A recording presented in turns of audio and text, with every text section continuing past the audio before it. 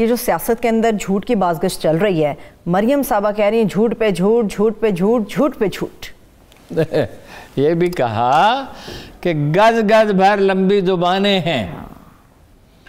وہ کون ہے جس کی گز گز بھر لمبی زبانیں نہیں ہیں؟ جی غالب نے کہا تھا طفلان خود معاملہ قد سے عصا بلند. بالکل سیاست ہماری بازاری ہو گئی ہے اور اب نہیں ہوئی ہے.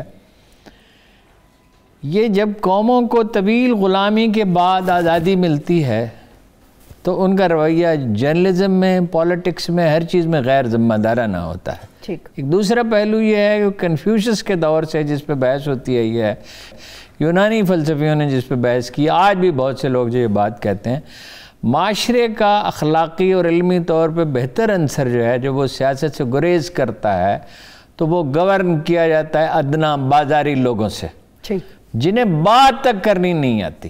جو کہ دلیل دینی نہیں آتی تو گالی دیتے ہیں. رہا جھوٹ، تو جھوٹ کمزوری، کمزور آدمی جھوٹ بولتا ہے.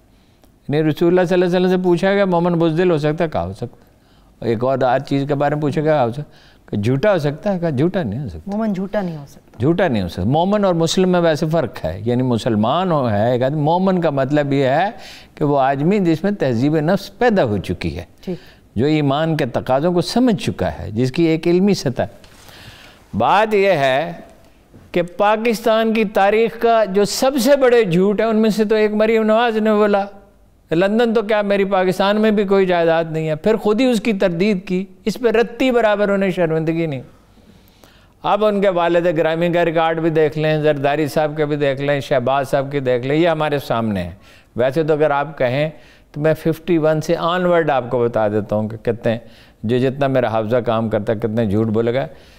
The only politician in the history of subcontinent محمد علی جناح ہے، جنہوں نے زندگی، اسی لیے انہیں قائد اعظم کہا جاتا تھا، ایک بار بھی ان پہ یہ الزام تک نہیں لگا کہ آپ نے جھوٹ بولا ہے. خیانت کا بھی نہیں لگا، وعدہ توڑنے کا بھی نہیں لگا. سیاست جو ہے وہ فریب کاری کا نام نہیں ہے، سیاست حکمت کا نام ہے. بغیر جھوٹ بولے، بغیر کسی کو چکمہ دیے قائد اعظم نے ایسی کامیابی حاصل کی. کہا جاتا ہے کہ تاریخ میں عدیم النظیر کامیابی ہے. ایک ملک بنایا، ایک قوم بنائی، پھر ایک اسے آزادی دے رہی ہے اور ملک بنایا، بیک وقت 3 کارنامے انجام دی. جھوٹ کیوں بولتے ہیں؟ جھوٹ اس لیے تک کردار کے تضادات ہیں، کمزور ہیں اور دلیل دینی نہیں آتی. کمزور رکھنے والوں کی ایک نشانی آج آپ کو بتاتا ہوں. جو اچھا لکھنے والا نہیں ہوتا، جب وہ پھنس جاتا ہے تو وہ واقعہ گھڑ لیتا ہے، اعداد و شمار گھڑ لیتا ہے. ایسے ہمارے ارد گرد اخبار نویسوں میں بھی لوگ ہیں اور دانشوروں میں بھی ہیں اور بڑے بڑے نام ہیں، میں نام لینا نہیں چاہتا، بڑے بڑے عظیم فلسفہ بگارنے والے ادیب ہیں جن کے بارے میں ہم جانتے ہیں کہ خالص جھوٹے واقعات انہوں نے لکھے اور ایک اعتراف بھی کیا. ہو جو اعتراف کر لے وہ تو بہت ہی بڑی بات ہے. بات یہ ہے کہ انہوں نے نواز شریف صاحب نے کہا میں واپس آؤں گا، اسمبلی میں انہوں نے کہا میں 100% یقین ہے خواجہ اصف نہیں واپس آئیں گے. شہباز شریف صاحب نے ضمانت دی ہم واپس آئیں گے، جبکہ ان کا ارادہ تھا ہی نہیں واپس آنے کا. ٹھیک، اتنا بڑا جھوٹ. انہوں نے کہا ووٹ کو عزت دو، وہ کھڑے ہو گئے اسٹیبلشمنٹ کے خلاف. ایسا لگا کہا جی پہلی دفعہ ایک آدمی اسٹیبلشمنٹ کے خلاف اس شان و شوکت سے کھڑا ہوا. اور پھر کیا ہوا؟ پھر انہوں نے ایکسٹینشن کی، غیر مشروط حمایت کی. یعنی پس پردہ جو کچھ ہو رہا تھا وہ ہمیں معلوم نہیں ہے، غیر مشروط حمایت کی. یہ بڑے بڑے جھوٹ ہیں. شہباز شریف صاحب کو دیکھ لیں، ایک دہلے کی میں نے کبھی کرپشن نہیں کی، ایک دہلے کی. یہاں تک کہا کہ میری کرپشن اگر میری موت کے بعد ثابت ہو جائے تو میری لاش نکال کے اس کو پھانسی دے دینا.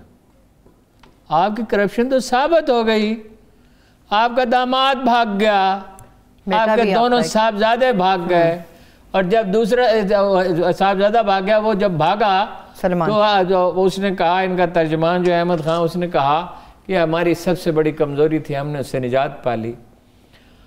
ہم کرپشن کے واقعات ثابت ہوئے، اسے جیل میں رہنا پڑا. فائنلی یہ عدالت نے مہربانی کر کے اسے ضمانت دی. جب آپ نے اپنا اسٹیبلشمنٹ سے انڈرسٹینڈنگ کی کی طرف گئے اور اب لوگوں کو یقین ہو گیا کہ آپ انڈرسٹینڈنگ کے لیے تیار، اس میں اس حد تک گئے کہ یہ کہا کہ میں پاؤں پکڑ لوں گا نواز شریف صاحب کے، جو کوئی خوددار آدمی نہیں کہتا کہ میں فلاں کے پاؤں پکڑ لوں گا. دلیل دی جاتی ہے، درخواست کی جا سکتی ہے زیادہ سے زیادہ، پاؤں نہیں کبھی پکڑے جاتے.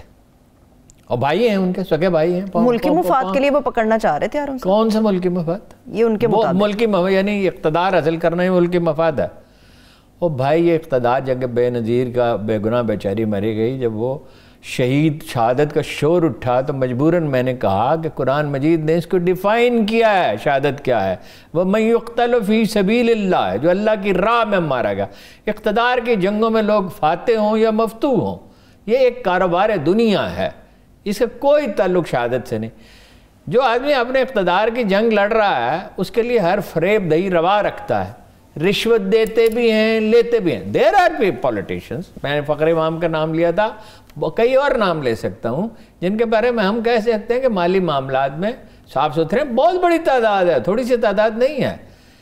لیکن ہر روز ہر ٹاک شو میں کس ڈٹائی کے ساتھ وہ اپنی پارٹی کی وہ کرتے ہیں، ڈیفینڈ کرتے ہیں اس کی، یعنی غلط صحیح چیزوں کو تو ڈیفینڈ کریں تو کریں مگر غلط چیزوں کو. ایک محترمہ ہے، میں نام نہیں لیتا، ٹھیک ہے، وہ کہتی تھی نواز شریف راہ کا ایجنٹ ہے. اب وہ کہتی ہیں عمران خان راہ کا ایجنٹ ہے، انڈیا کا ایجنٹ ہے مودی کا. اس وقت وہ کاف لیگ میں تھی، اب وہ نون لیگ میں. پی ٹی آئی میں کوئی جھوٹ نہیں بولتا صاحب. پی ٹی آئی میں تو مطلب اتنی جھوٹ بولے گئے کہ وہ تو تصور کر کے آدمی لرز اٹھتا ہے. پہلے $200 بلین آئیں گے، پہلے دن $100 بلین ان کے منہ پہ ماریں گے. آئی ایم ایف، امریکہ، فلاں فلاں فلاں. ٹھیک ہے، $200 بلین کہاں سے آئیں گے؟ $200 بلین اگر آ سکتے تو اس کو کوئی طریقہ بھی بتاتے نا کہ اس طرح آئیں گے. 1 کروڑ نوکریاں، 50 لاکھ مکان، وہ تو خیر بارہا بحث ہو چکی ہے. آئی ایم ایف سے قرض لینا پڑا تو خودکشی کر لوں گا. اور بیرون ملک سے لوگ نوکریاں کرنے کے لیے آئیں گے. 90 دن میں کرپشن ختم ہو جائے گی. عدلیہ کو ٹھیک کر دوں گا، بہتر کروں گا. یعنی پولیس کو خیبر پختونخوا کی طرز پہ لاؤں گا. اس میں قطعاً کوئی شبہ ہی نہیں ہے کہ خیبر پختونخوا میں پولیس بہتر ہوئی تھی، لیکن وہ کس نے کی تھی بہتر؟ ناصر درانی نے، جس نے یہ کہا تھا کہ جو یکو تنہا ہے، جو مظلوم اور درماندہ ہے، وہ VVIP ہے. ہماری ذمہ داری یہ ہے کہ اسے انصاف دلائیں. ہمیں اس کے لیے تنخواہ دی جاتی ہے، ہم اس کے لیے قانون کے سامنے جواب دیں، اپنے ضمیر کے سامنے جواب دیں اور خدا کی بارگاہ میں جواب.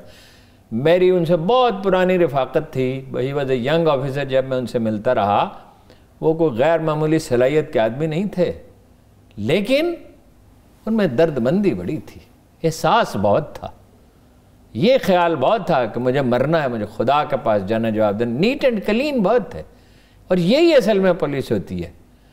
تو تربیت اپنی ذہانت میں تو شاید بہت سے لوگ ان سے بہتر ہوں. اسکول بہتر ہوئے، اس میں قدر کوئی شبہ نہیں. کیسے 33 سیٹیں 65 کیسے ہو گئیں؟ اسکول بہتر ہوئے، ہسپتال بہتر ہوئے. ثابت یہ ہوا، یہ تو دوسرا پہلو ہے نا سچ اور جھوٹ کا، کہ عمران خان صاحب کو تو پتہ ہی نہیں حکومت ہوتی کیا ہے، حکومت چلائی کیسے جاتی ہے. جس چیز میں ہاتھ ڈالتے ہیں اسے خراب کر دیتے ہیں. چینی کو خراب کیا، آٹے کو خراب کیا. کہ گندم تو آپ نے 1800 روپے من خریدی تھی، تو اب یہ ایک تھیلا جو ہے کتنے کا بک رہا ہے؟ کم از کم میرا خیال 1200-1400 روپے کا، ٹھیک ہے، 20 کلو کا. اور 20 کلو کا نہیں ہوتا، وہ 18 کلو کا ہوتا. اچھا، بات کسی سے کرنی نہیں ہے. یہ تو خیر ہم دوسرے پہلو، بات کسی سے کرنی نہیں. جب آپ کسی سے بات ہی نہیں کریں گے، معاملات کیسے چلیں گے؟ کیا رسول اللہ نے مشرکین مکہ سے بات نہیں کی تھی؟ اپنے بدترین دشمنوں سے بھی انہوں نے بات کی. یعنی جو مشرک قبائل تھے ارد گرد، ان سے معاہدے کیے، انہیں حلیف بنایا. یہ کہا، میثاق مدینہ بجائے خود یہودی تھے، مشرکین تھے، مسلمان تھے، چند ایک عیسائی بھی تھے. اس کو ایک قوم تصور کیا جائے گا، ایک قوم، اور ایک پر حملہ ہوگا تو دوسرے پر حملہ تصور کیا. یہی معاہدہ مکہ کے راستے میں آنے والے بیشتر قبائل سے تھا. ٹھیک ہے.